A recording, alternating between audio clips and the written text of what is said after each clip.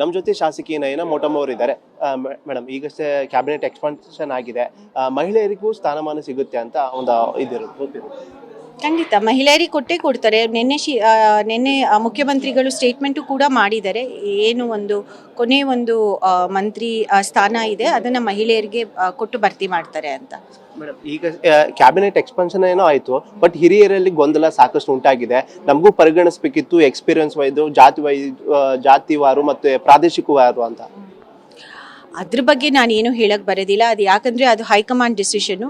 ಮುಖ್ಯಮಂತ್ರಿಗಳು, ಮಾಜಿ ಉಪಮುಖ್ಯಮಂತ್ರಿಗಳು, KPCC ಅಧ್ಯಕ್ಷರು ಅವರೆಲ್ಲ ಸೇರಿಬಿಟ್ಟು ಇದು ಒಂದು ಡಿಸಿಷನ್ ತೊಗೊಂಡಿರೋದು.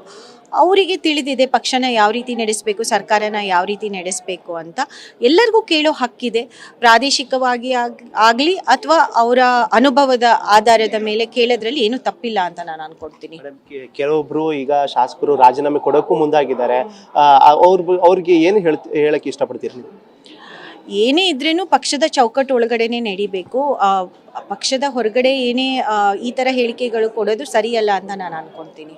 ಮೇಡಮ್, ಕೊನೆಯದಾಗಿ ಇದು ಇವಾಗ MLC ಶಾಂತಿಗೌಡ ಅವ್ರಿಗೆ ಕೊಡಬೇಕಿತ್ತು, ಗಾಯತ್ರಿಗೆ. ಬಟ್ ಕೊನೆ ಕ್ಷಣದಲ್ಲಿ ಅವ್ರ ಹೆಸರು ಮಿಸ್ ಆಗಿದೆ.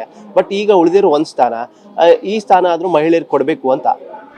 ಖಂಡಿತ ಅದರಲ್ಲಿ ಎರಡು ಮಾತಿಲ್ಲ. ಮಹಿಳೆಯರಿಗೆ ಕೊಡಲೇಬೇಕಾಗುತ್ತೆ. ಒಂದಕ್ಕಿಂತ ಜಾಸ್ತಿನೇ ಕೊಡಬೇಕಾಗಿತ್ತು. ಬಟ್ ಇವಾಗ ಏನು ಕೊಡ್ತಾ ಇದ್ದಾರೆ ಅದನ್ನಾದರೂ ಕೊಡಲಿ ಅಂತ ನಾನು ಬೇಡಿಕೆ ಇಡ್ತೀನಿ. ಆ ಒಂದು ಸ್ಥಾನದಲ್ಲಿ ನೀವು ಒಬ್ರು ಆಕಾಂಕ್ಷಿ.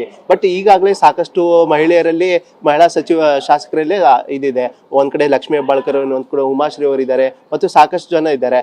ಇವಾಗ ನಿಮ್ಮ ಪರವಾಗಿ ನಮಗೆ ಕೊಡಬೇಕು ಅಂತ ಯಾವ ರೀತಿ ಒತ್ತಾಯ ಮಾಡ್ತೀರಿ? ನಾನು ಮುಖ್ಯಮಂತ್ರಿಗಳಿಗೆ ಸ್ಪಷ್ಟವಾಗಿ ಹೇಳಿದ್ದೀನಿ, ನಾನು ಯಾವುದೂ ಒತ್ತಡನ ತರೋದಿಲ್ಲ. ನನ್ನ ಅರ್ಹತೆ, ನಂದೇನು ಜಿಲ್ಲಾ ಪ್ರಾತಿನಿಧ್ಯ ಆಗಲಿ, ಯುವ ಮಹಿಳೆ ಆಗಲಿ, ಒಂದು ಸಮುದಾಯಕ್ಕೆ ಸೇರಿದವಳಾಗಲಿ, ಅಥವಾ ನನ್ನ ರಾಜಕೀಯ ಹಿನ್ನೆಲೆ, ನನ್ನ ಎಜುಕೇಷನ್ ಕ್ವಾಲಿಫಿಕೇಷನ್ಸ್ ಅದನ್ನೆಲ್ಲ ನೋಡಿ ನನ್ನನ್ನು ಸೂಕ್ತವಾದ ವ್ಯಕ್ತಿ ಅಂತ ಅವ್ರು ಅಂದ್ಕೊಂಡ್ರೆ ಕೊಡಲಿ ಅಂತ ನಾನು ಕೇಳ್ಕೊಂತೀನಿ. ಇವಾಗ CM DK ಕ್ಯಾಬಿನೆಟ್ಟಲ್ಲಿ ಯಂಗ್ ಟೀಮ್ ಇರಬೇಕು ಅಂತ ಸಾಕಷ್ಟು ಮಾತುಗಳು ಕೇಳಿ ಬಂದಿತ್ತು. ನೀವು ಕೂಡ ಹೆಂಗೆ ಇದ್ದೀರಿ, ಒಂದು ಸಂಪುಟಕ್ಕೆ ಒಂದು ಎನರ್ಜಿ ಬರುತ್ತೆ. ಬಟ್ ಆದರೆ ಈಗ ನಿಮ್ಮ ವಿರುದ್ಧವಾಗಿ ಜಿಲ್ಲೆಗಳಲ್ಲಿ ಮತ್ತು ಕೆಲವೊಂದಿಷ್ಟು RSS ಜೊತೆ ಸಾಕಷ್ಟು ಗುರುತಿಸಿಕೊಂಡಿರೋ ಒಂದು ಆರೋಪ ಇತ್ತು. ಈ ಸಮ್ ಪಾಯಿಂಟ್ ನೆಗೆಟಿವ್ ಆಯ್ತಾ ಅಂತ ನಿಮಗೆ? ಇಲ್ಲ, ಖಂಡಿತ ಇಲ್ಲ. ಇದೆಲ್ಲ ಮುಂಚೆನೆ ಆಗ ಮುಖ್ಯಮಂತ್ರಿಗಳಿದ್ದಾಗ, ನಮ್ಮ ಈಗ ಹಾಲಿ ಮುಖ್ಯಮಂತ್ರಿಗಳು, ಆಗ ಅವರು ಮುಖ್ಯಮಂತ್ರಿಗಳಿದ್ದಾಗ ಅವ್ರದ್ದು ಗಮನಕ್ಕೆ ಬಂದಿರೋದು. ಇದೆಲ್ಲ ಚರ್ಚೆ ಆಗಿ ಹೋಗಿದೆ. ಇದ್ರ ಬಗ್ಗೆ ಇಂಟೆಲ್ ರಿಪೋರ್ಟು ಇದೆ. ಅದರಿಂದ ನಮಗೇನು ತೊಡಕುಗಳಿಲ್ಲ, ನನಗಂತೂ ಏನೂ ತೊಡಕುಗಳಿಲ್ಲ. ಕ್ಷೇತ್ರ ಚೆನ್ನಾಗೇ ನಡೆಸ್ಕೊಂಡು ಹೋಗ್ತಾ ಇದ್ದೀನಿ. ಸೊ ಅಲ್ಲಿ ಯಾವುದೇ ರೀತಿಯ ಗೊಂದಲ ಇಲ್ಲ.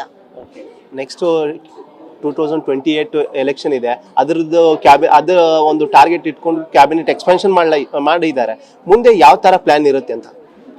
ಅದನ್ನು ನಾನು ಏನು ಹೇಳಲಿಕ್ಕೆ ನನಗೆ ಗೊತ್ತಾಗೋದಿಲ್ಲ. ಯಾಕಂದರೆ ನಾನು ಮುಖ್ಯಮಂತ್ರಿಗಳಲ್ಲ. ಮುಖ್ಯಮಂತ್ರಿಗಳೇ ಇದಕ್ಕೆ ಸರಿಯಾದ ವ್ಯಕ್ತಿ ಉತ್ತರ ಕೊಡಲಿಕ್ಕೆ. ಇದಿಷ್ಟು ಶಾಸಕರ ನಯನ ಮೋಟ ಮಾಡಿದ ಮತ್ತು ಕ್ಯಾಮ್ರಾ ಪರ್ಸನ್ ಸಂದೇಶ್ ಜೊತೆ ಈರಣ್ಣ ಬಸವ, TV9 ಬೆಂಗಳೂರು.